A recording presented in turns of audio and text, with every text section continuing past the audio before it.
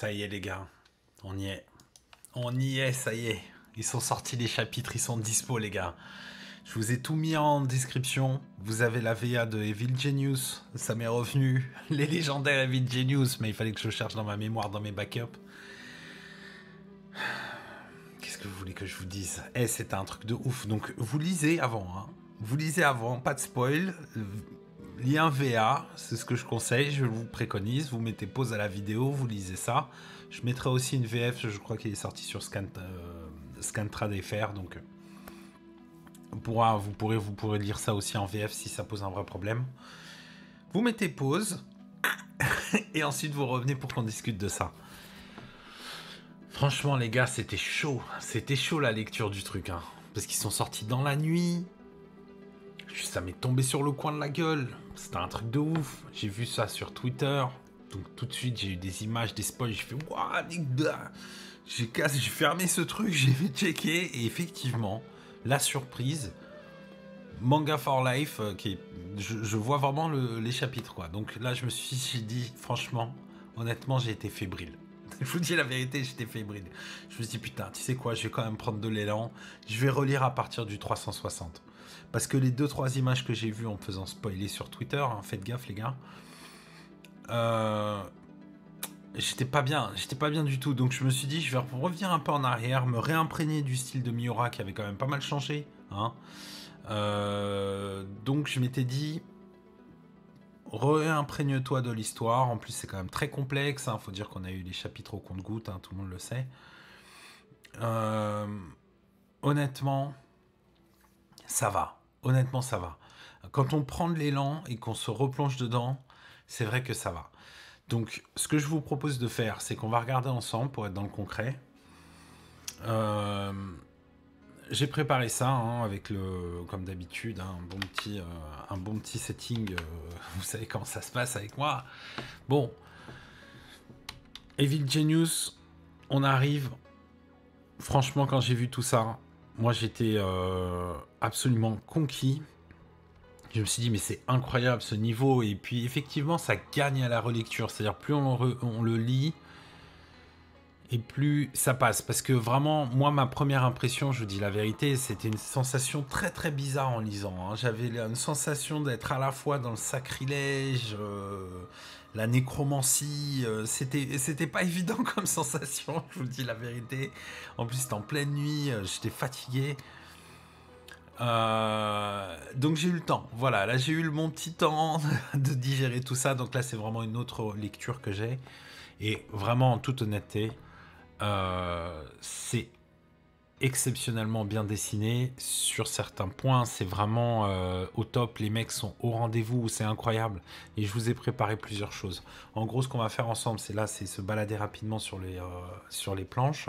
Je vous donne un peu mon ressenti qui vaut ce qu'il vaut. Je suis pas dessinateur ni mangaka, mais par contre ce que j'ai fait, c'est ensuite j'ai trouvé des sites que je vais pouvoir partager avec vous. Pour analyser un petit peu, on va voir un peu comment s'est passé le style de Miura, à quel moment il a changé, à quel moment il est passé au digital, comment ensuite, dans un autre temps, on va voir comment s'organisait le travail de Berserk, comment les assistants bossaient, est-ce qu'ils bossaient vraiment sur Berserk et tout ça, et puis une petite conclusion tranquille, hein, parce qu'on va pas faire non plus une vidéo extrêmement longue. Donc comme vous voyez, moi quand je vois ça, je me dis mais c'est fabuleux le travail qu'ils ont effectué. Honnêtement, c'est vrai que Cherokee, on dit, hein, parce que j'ai du mal à le prononcer à haute voix, c'était la première fois. Donc c'est pas Cherokee, c'est vraiment Cherokee. C'est un peu de l'anglo-saxon, quoi, hein. Ça vient de l'allemand pour dire jeune pousse. Donc Cherokee, si vous voulez, que ce soit plus simple pour la langue en français. Casca, l'inénérable Casca. Alors là, ça commençait un petit peu là, tu vois, c'est bizarre parce qu'à première vue, cette tête de Griffith à gauche m'avait vraiment perturbé, où j'étais en train de me dire, oulala, c'est pas Kenta. Et on le sent quand même, hein. De temps en temps, à droite à gauche, on se dit, oulala. Et ça fait très très peur, comme je vous le dis, hein. Il y a un côté assez impressionnant, hein, de voir dans quoi ils ont décidé de se lancer, les Boog. Mais regardez-moi cette tête quand même à droite. Là, on est dans de la masterclass de très très très haut niveau, hein. Donc vraiment chapeau à son équipe, c'est juste hallucinant ce qu'ils ont réussi à faire. Ses yeux aussi, tout fonctionne quand même assez bien. Une fois passé, bon, je passe rapidement au cas où ça pose un problème à YouTube, mais c'est vraiment juste incroyable, quoi. Honnêtement, à la relecture, c'est fabuleux. Alors, cette planche, j'avais beaucoup de mal avec ça. Là, vraiment, j'ai eu une sensation de me dire, oula, ça, Kentaro l'aurait pas dessiné comme ça. Ce qui est quand même assez dingue. Que je puisse me permettre de dire ça. Et en même temps, voilà, c'est ça le gros problème qu'on va avoir. Comment échapper à la parano de se dire, est-ce que Kentaro l'aurait dessiné comme ça? Tu vois, on va devoir à chaque fois faire un travail sur nous en nous demandant est-ce qu'il l'aurait fait comme ça? Est-ce que moi j'aurais pensé quand même, vu le temps incroyable qu'il passait à faire ces lignes, ces fameuses lignes qui ont coûté, qui lui ont coûté la vie, quoi, hein, qui nous ont coûté Berserk. C'est vrai que Kentaro n'a jamais fait des lignes aussi grossières. C'est terrible, hein, de dire ça, bien sûr qu'elles ne le sont pas. C'est juste Kentaro qui est au level, c'est God tier, donc voilà, ça je sais, c'est à peu près assez évident que Kentaro l'aurait pas validé cette planche, mais en même temps, bon, qu'est-ce que vous voulez que je vous dise? Le défi est tellement surréaliste. Donc là aussi, c'est vrai que le visage de Griffith, il y avait un petit doute. Le découpage des planches aussi, on n'est pas très très sûr. Mais c'est un premier chapitre que j'ai trouvé vraiment masterclass, quoi. Donc ensuite, ça se poursuit. Pas spécialement pour le mieux à mon goût, hein. Si vous allez zoomer un petit peu vers le bas, là c'est-à-dire qu'une fois que le doute a été installé par la première planche comme ça, très zoomé sur Guts, c'était difficile ensuite de rester serein. Vous voyez ce que je veux dire? Tout commençait à devenir un petit peu compliqué. J'ai eu beaucoup de mal. Pour le coup, j'ai eu beaucoup plus de mal sur le 366. Je sais pas ce que vous en avez pensé. C'est, je crois, ça c'est plutôt très très bien. Mais là, par exemple, j'ai bugué, hein. Moi, j'ai bugué sur ça. C'est pas évident, quoi. Les mecs se sont lancés dans un truc vraiment pas simple. Alors, par contre, ce qui me semble très clair, c'est que tout cet univers comme ça de monde astral leur correspond quand même beaucoup plus. Je trouve que là, par exemple, Farnèse est vraiment bien. Farnèse, qui est une de mes persos absolument préférés. J'ai beaucoup aimé cette scène. D'ailleurs, il ne faut pas ne pas oublier qu'ils ont quand même réussi à mettre un petit peu de cette touche un peu de kawaii, un petit peu douce, que Miura tenait absolument à rajouter pour alléger quand même la charge de ce manga. Et là, on retrouve une Farnèse qui n'a pas exactement le même visage. Alors on sent, hein, c'est comme je vous ai dit, c'est ça. Il faut pas rentrer dans une parano et c'est vraiment pas facile. Donc il y a vraiment, je trouve sur le 366 un petit malaise, hein, qui s'installe. Là aussi, vous voyez, Farnèse a quand même un visage qui a encore un petit peu changé. Je parle pas du nez de Guts. Guts, encore une fois, je pourrais revenir en arrière pour vous montrer des planches où Miura lui-même, de son vivant, avait un petit peu fait les choses différemment, voire pas aussi bien que d'habitude. Donc voilà, faut avancer. C'est juste que là, c'est très très compliqué, quoi. Regardez là le saut et tout, il y a quelque chose, hein. Il y a quelque chose qui va pas. Là, il n'y a aucune ombre sur le visage, hein. C'est quand même assez bizarre. Ça correspond vraiment pas trop à l'esprit de Berserk. Et moi, personnellement, la Zod, moi, j'étais pas bien du tout là-dessus, quoi. Moi, ce visage de Zod me dit rien du tout, il ne me convient pas trop. J'étais très très embêté par cette scène. Donc, je vais pas. J'espère que j'aurai pas trop enfreint les règles de YouTube avec ça. Mais en gros, l'idée, si vous voulez, c'est que moi, je trouve qu'ils se sont lancés dans un délire. Putain, mais faut être taré pour faire ça, en vrai. Je veux dire, ces mecs, ils ont quand même une paire de couilles, mais laisse tomber, quoi, hein. C'est bourbier au possible d'aller reprendre Berserk dans ces conditions. Donc, qu'est-ce que vous voulez que je vous dise, les gars? Il va falloir qu'on essaye de se serrer les coudes, hein, entre grands fans. Ce que j'ai trouvé comme site très intéressant, c'est un site qui s'appelle Berserk Analysis, donc évidemment, comme toujours ça en anglais. Mais c'est un mec qui rentre bien dans le détail des dessins, qui fait des belles analyses. Il y a plusieurs catégories avec des news.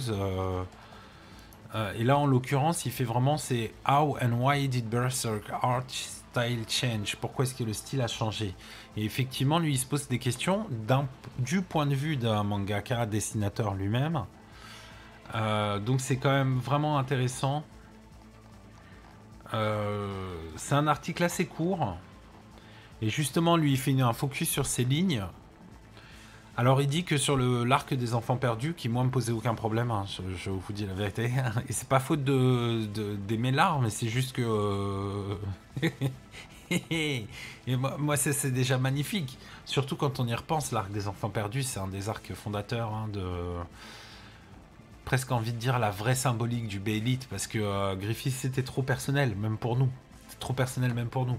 Alors que là, du coup, grâce à cette histoire des enfants perdus, on arrive vraiment à comprendre que c'est quelque chose qui dépasse largement juste l'histoire des Takanodan de la bande des faucons. C'est vraiment un des arcs qui m'a assez touché, à vrai dire, hein. Parce que c'est vrai qu'on a un enfant qui a effectivement des parents toxiques et tout ça, donc il y a quand même beaucoup de choses très très fortes. Effectivement, ce qui nous montre là, c'est le niveau de perfection de perfection toxique dans lequel Miura s'est enfermé. Et c'est vrai qu'il s'est infligé un travail faramineux de faire ça. Effectivement, lui, il le dit, c'est complètement surréaliste de faire ça à l'encre. Des lignes aussi parfaitement droites, etc. Et qui le sont encore plus que celle-ci, hein. Vous voyez, donc il y a une grosse progression qui est très intéressant. Ensuite, il dit que c'est à partir du chapitre 340 pour lui qu'il a commencé à avoir la sensation qu'il se passe un truc bizarre.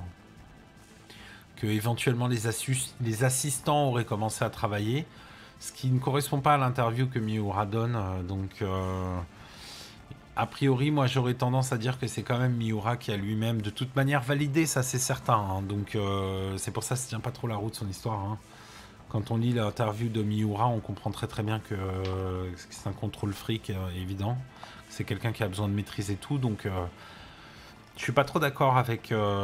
Enfin, je suis pas trop d'accord, c'est pas ça. Ce que je veux dire, c'est qu'à mon avis, il surinterprète un peu. Mais effectivement, voilà, c'est très très bien parce que c'est marrant qu'il ait pris cette planche. Justement, en relisant, moi aussi, j'avais un petit peu bugué sur certains des visages. Notamment celui-ci où je m'étais vraiment dit, mais qu'est-ce qui s'est passé? Et effectivement, donc si je dis pas de bêtises, je crois que c'est dans le 360, hein, de donner peut-être le numéro du chapitre, hein, c'est pas très important en vérité. Après, il dit que pour gagner du temps, les arbres étaient réutilisés, que c'était l'avantage du digital et tout ça.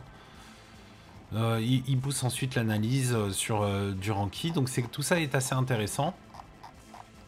Donc je vous mettrai ça en lien, hein, pour ceux qui veulent lire.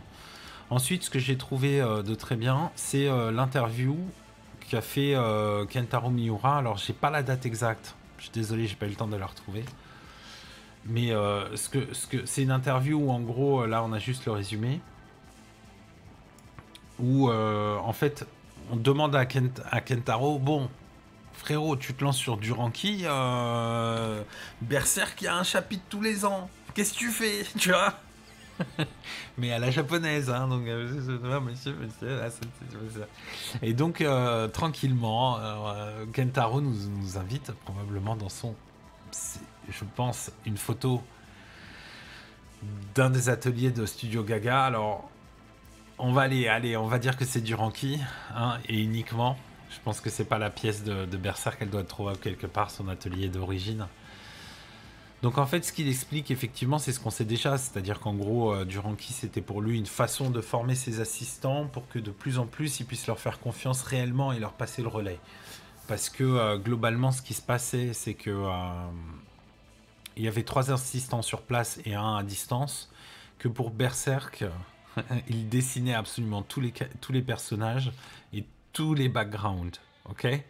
Ces assistants avec eux pour rôle de faire les tones, donc je sais pas si c'est exactement les ombres, hein, je pense, ou les remplissages.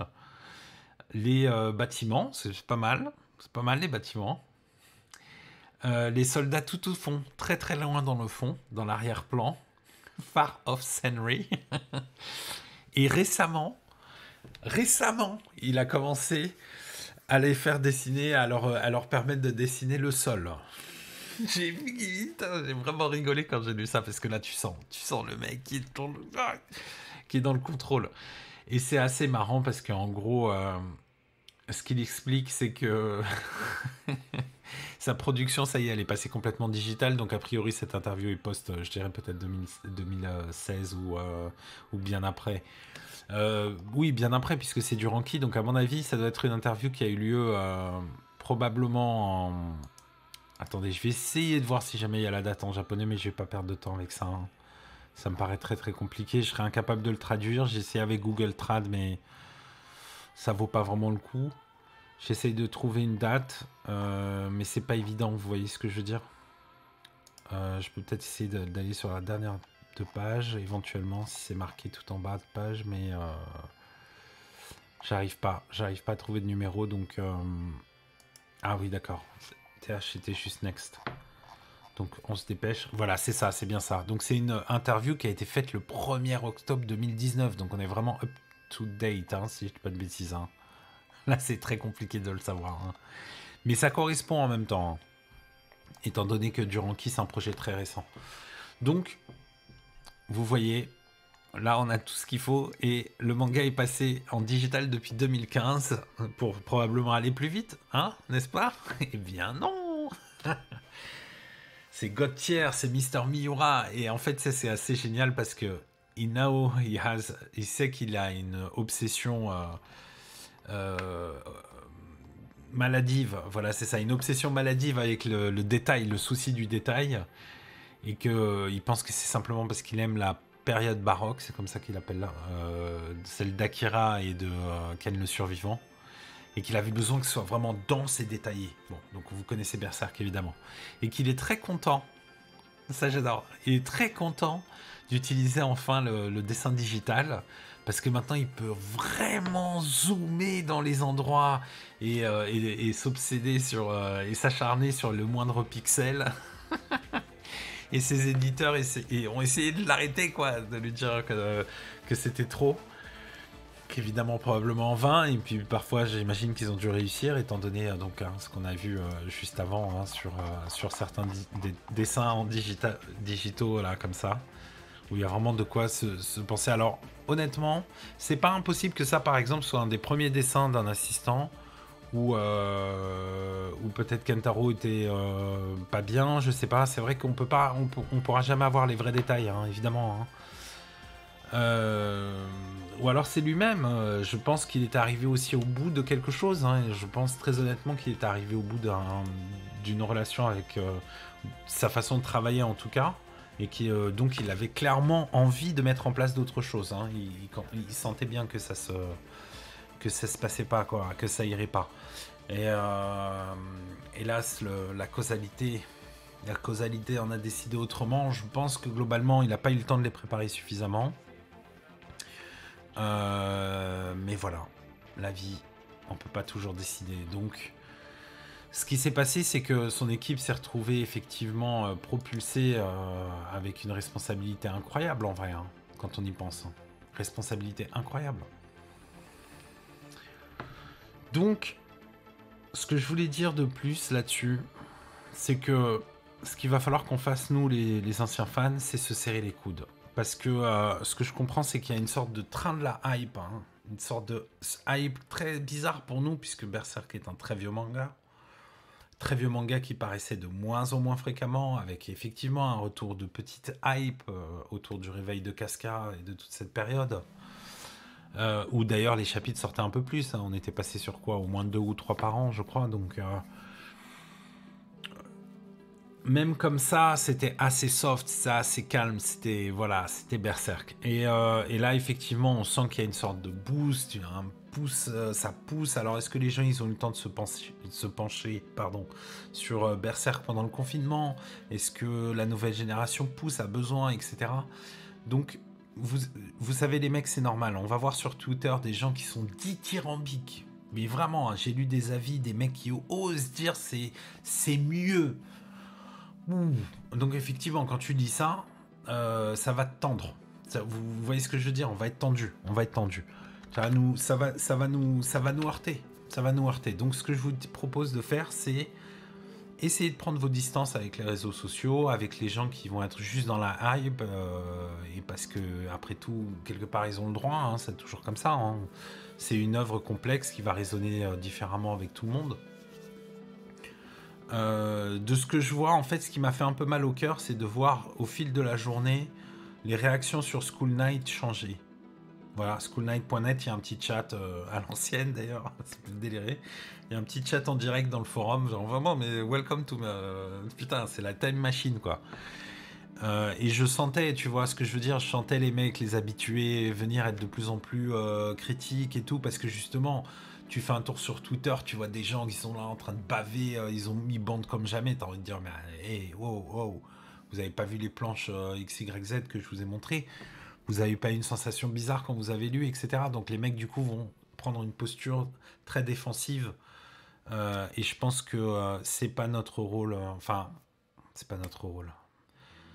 Je pense que ce serait mieux pour nous d'essayer d'éviter d'être trop triste et critique, parce que vraiment, honnêtement, ce serait quand même dramatique qu'on passe à côté de quelque chose de bien.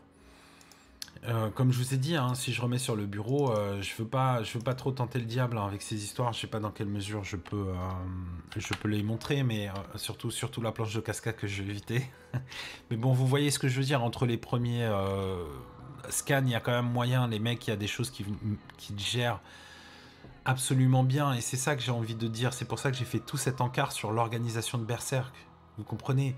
C'est-à-dire que Miura en était à maintenant, je commence à les laisser dessiner le sol. Et les mecs se retrouvent à gérer absolument tout. Donc, regardez, c'est quand même pas mal, quoi. Je veux dire, c'est même une prouesse. C'est un miracle, hein, ce qu'ils ont réussi à faire. Parce que vraiment, là, quand tu regardes ça, c'est fabuleux. Là-dessus, pour moi, ils ont vraiment touché quelque chose. Ils ont vraiment réussi dans l'esprit hein, à capturer le style de Miura. Et puis évidemment, ça fait des années qu'ils bossent dessus. Alors je suis pas retourné voir, hein, mais pour les dates, en gros, ils ont rejoint depuis 2003, 2004, 2005 hein, pour les plus anciens. Donc voilà. Écoutez, les amis, vous aurez les liens. Moi, ce que je vous conseille, c'est de lire le site là que je vous ai montré sur l'analyse. Je me suis souvenu aussi qu'il y avait après l'éclipse que je connais pas cette communauté, hein, mais je me souviens que déjà à l'époque quand moi j'avais découvert Berserk ça existait, donc c'est quand même un très très très vieux forum qui a l'avantage d'être en français, donc moi je connais pas les admins, je connais pas les gens, mais si vous avez envie de partager, c'est clairement l'endroit pour. Il y a aussi évidemment bien sûr si vous aimez ma gueule et que vous voulez partager avec moi, laissez-moi des commentaires si vous avez des idées. Moi ce qui m'inquiète pour finir un peu sur de la prospection gentillette hein, je ferai pas du theory game, moi ce qui m'inquiète en fait c'est qu'ils ont annoncé déjà qu'il y avait que 6 chapitres pour finir alors que Zod vient d'arriver, donc s'il y a Zod qui dit Zod dit plus éventuellement. Et effectivement, est-ce que j'ai bien lu la toute fin? Voilà, attention, je zoome au maximum. Donc à la fin de l'interview de 2019, Miura, Kentaro nous explique que Berserk est actuellement dans ses toutes dernières étapes de la trame globale, et que beaucoup de choses choquantes vont arriver après cet arc. Donc vous avez quand même El Psychopato, le cuisinier des enfers en chef qui vous dit installez-vous les gadgets, tu vois. C'est-à-dire que t'as Kentaro qui te dit des choses choquantes vont arriver. Lot of shocking things, putain. Et c'est Kentaro hein, qui a donc derrière lui, vous savez quoi. Hein. Bon, donc franchement, qu'est-ce que vous voulez que je vous dise ? Moi, je suis très inquiet parce qu'ils ont dit qu'il y avait que 6 chapitres, hein, ce qui est finalement... Est-ce que c'est une mauvaise idée hein parce que c'était pour nous hyper, c'est bien. Mais maintenant qu'on voit que Zod arrive, que Griffiths arrive, on se pose quand même plein de questions, quoi. Hein on se demande qu'est-ce qui va se passer, comment est-ce que ça peut être résolu en 4 chapitres, surtout que le chapitre 365 et 366, moi, m'ont donné la sensation d'être très court, hein, de donner un petit peu la vibe d'un chapitre, un chapitre et demi finalement. Hein.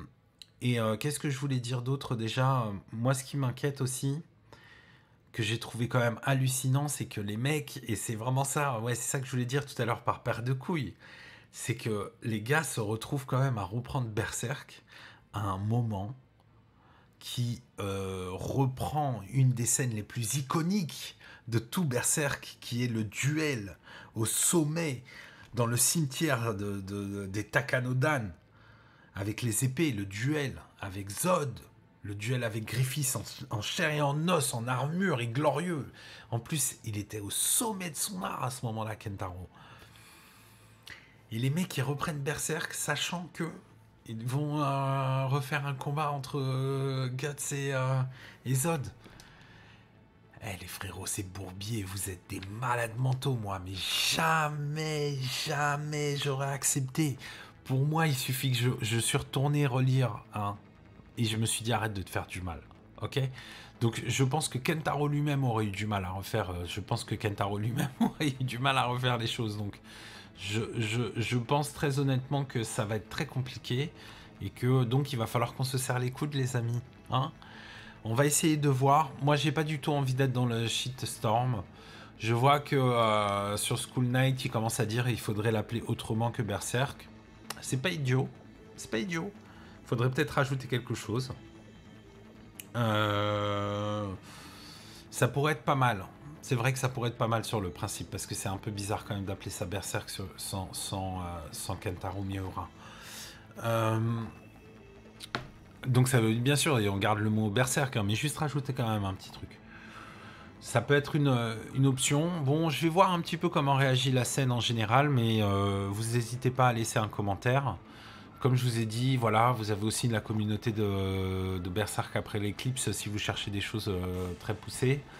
Moi, je verrai. Je pense que je rentrerai pas dans le theory game. Hein. Pour moi, il est assez clair que en termes de perso, celle qui m'inquiète le plus, c'est clairement la psychopathe en chef, dont je vais tout de suite retrouver le nom. Hein. Moi, celle qui m'inquiète le plus, c'est évidemment, elle met un petit peu de temps, mais elle va nous arriver. Hein. Oh, pourquoi tu mets du temps? Donnez-les-moi tous. Pardon, hein, je prends pas mal de votre temps, hein, j'avoue. Enfin, oh là là, Farnese, c'est vraiment une de mes, c'est vraiment une de mes préférées. Hein.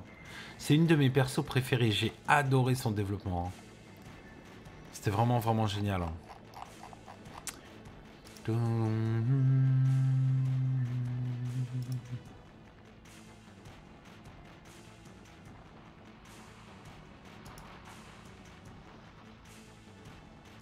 C'est dommage qu'ils me permettent pas d'en voir plus. Guts, Casca, Pipine, seconde troupe, apôtre. Ouais, je vais trouver. Voilà, je vais trouver ici, effectivement. Locus, Grunbeld, Irvine, Raksha. Et c'est Sonia, probablement.